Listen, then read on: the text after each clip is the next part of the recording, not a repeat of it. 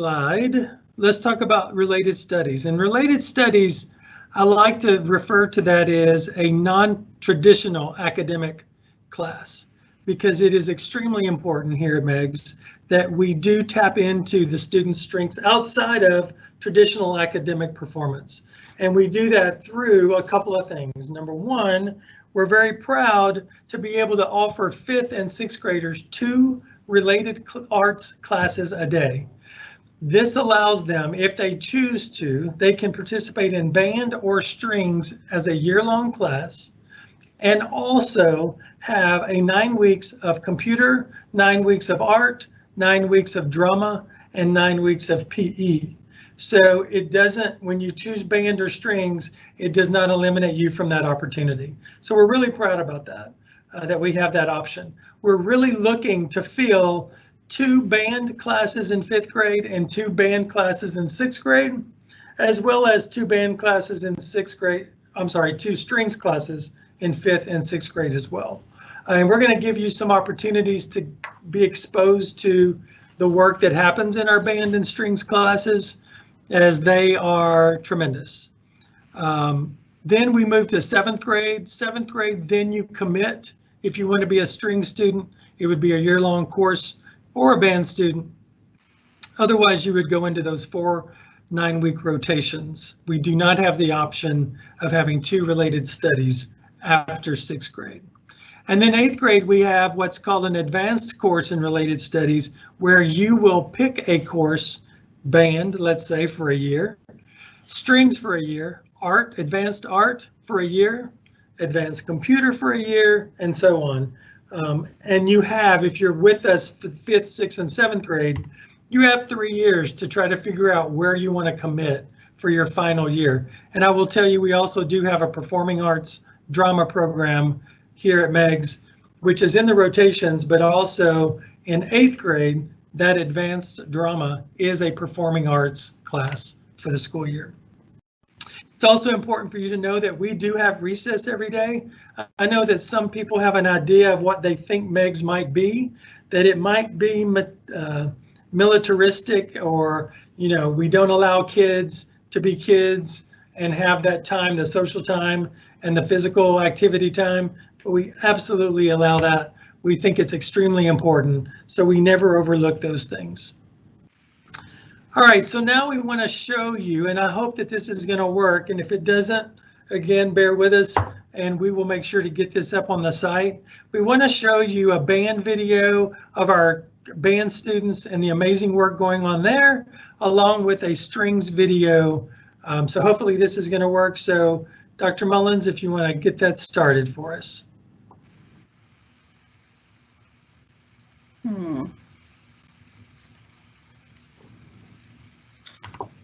Let's see. Hang on.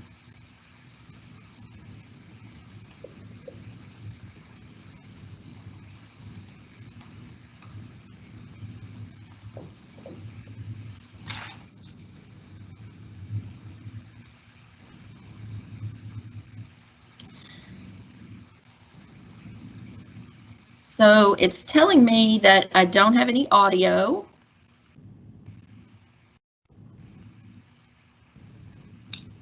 So I'm going to click it and try, and if it's not playing any music, then we'll just move on. Let's see. Yes. I have music? No. Oh. Okay. All right, well, we can go back to the PowerPoint and carry on. And parents, what we will do is, again, like we are going to do with the video, the prior video, we will put those up on the site so you can view those. It is really important that you take a look at those. We have so many students that have no interest whatsoever in band or strings, but when they see these videos, it absolutely captures their attention.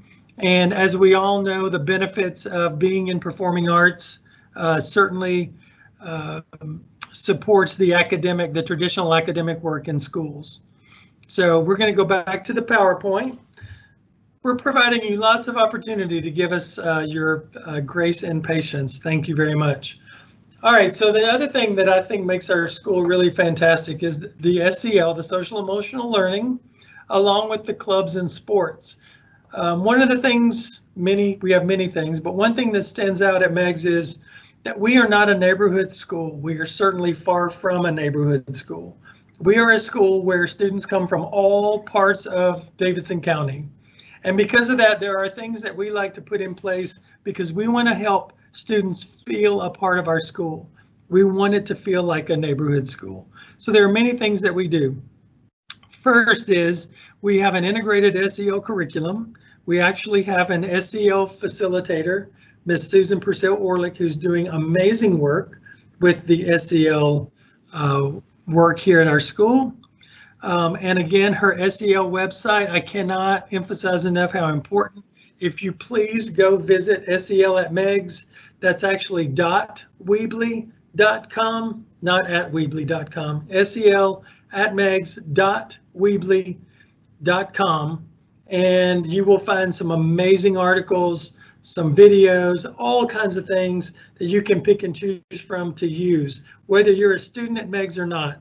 I am constantly sharing this with my friends, my doctors, all the adults in my life, like, look, you need to go visit because there's something there for you, especially in these times that we are working through.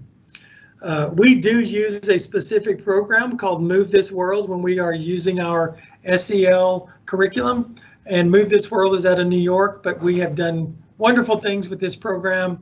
It helps students learn emotional management through what they call emojers, which they've just combined those two words together. So it's a wonderful program. Also, to build community, we do have many clubs, many clubs, and I would suggest that you go to our MEGS website and you will be able to see the entire list of the clubs that we offer. We're always willing to offer more if there's interest and we can find someone to sponsor the club. So we do have clubs after school, but we also know some students aren't going to be able to stay after school. So we build in to our schedule. Now, of course, this is when we're in-person learning. We build into our schedule almost every other week.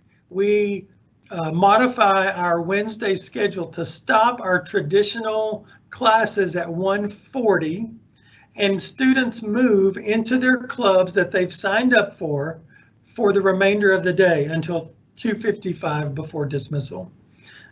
This provides them the opportunity, again, to create community by participating in these clubs with some students they may have classes with, but some students they've never met before, so it's another opportunity.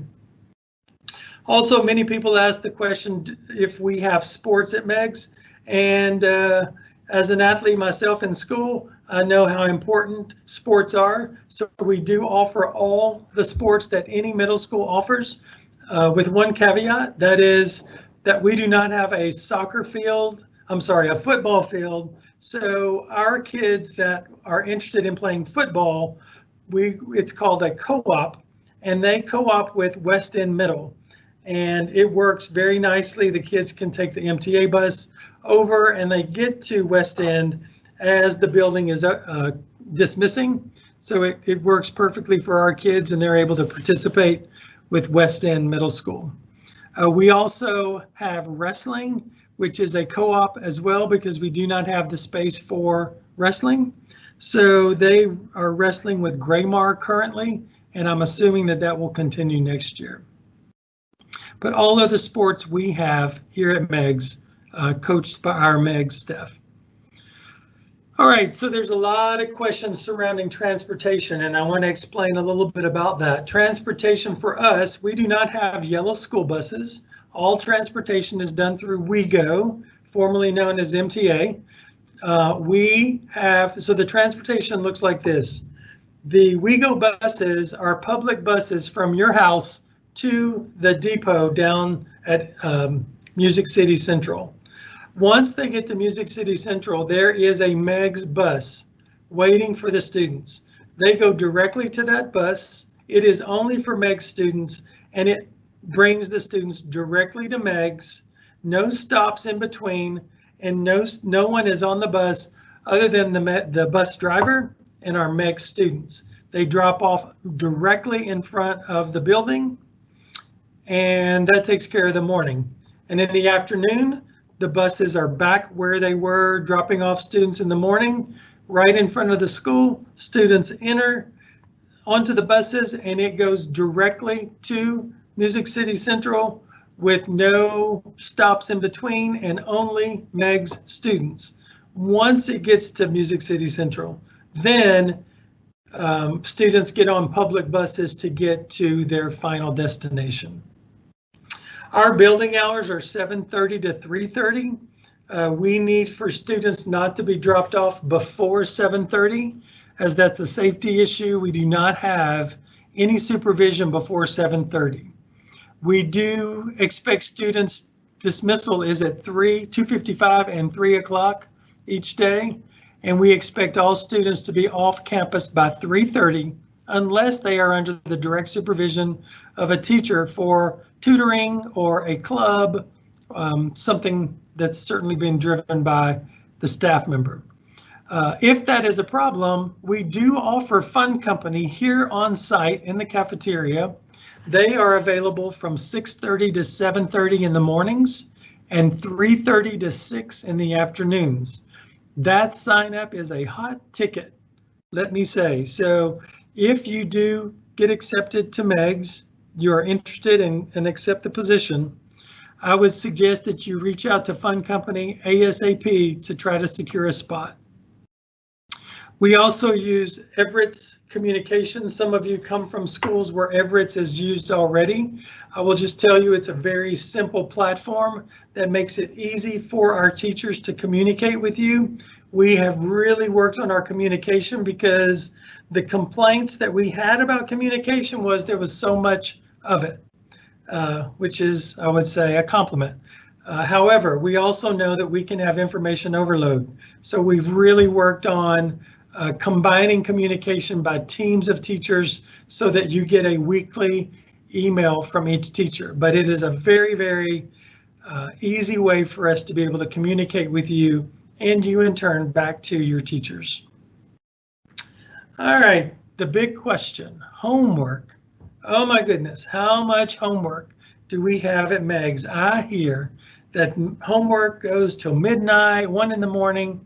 Well, let me just say, we stick to the policy, like all other schools, that we expect students to work 10 minutes per grade level. So our 5th graders should work 50 minutes, 6th graders, 60 minutes, and so on. Now, we do know there are outliers. We do know that some students are taking a lot longer. This happens because of the transition to an academic magnet school, and we are fully aware that there's going to take some time for students to get acclimated, learning the skills to be an actively involved student, asking questions, taking notes, studying for tests, preparing for projects, long-term projects. So there are many things that may cause some issues with keeping to that 10-minute rule. So when you find that those students are struggling, you reach out to your teachers and we will absolutely come together to figure out a plan. The one thing we do not want is gnashing of teeth and crying and all those things with our students and our parents when this becomes difficult. We are here to help, all right? So just know the outliers, the scary stories you're hearing, those are the outliers. They are not the commonplace. And if you ever hear someone talk about that, I hope that you say to them, have you reached out to administration? Because they will help you with that. So please, you know, it takes a village. So if you hear this, please help with that if you can. All right, and then we have dress code. Well, let me tell you, dress code is very relaxed here at MEGS. We have a dress code. It is on the website, so I would just ask that you view it. It's a very common sense dress code. We do not have standard school attire. We have never needed that. Our dress has never impacted our ability to learn. However, if in this very wide margin of acceptable clothing to come to school if someone decides to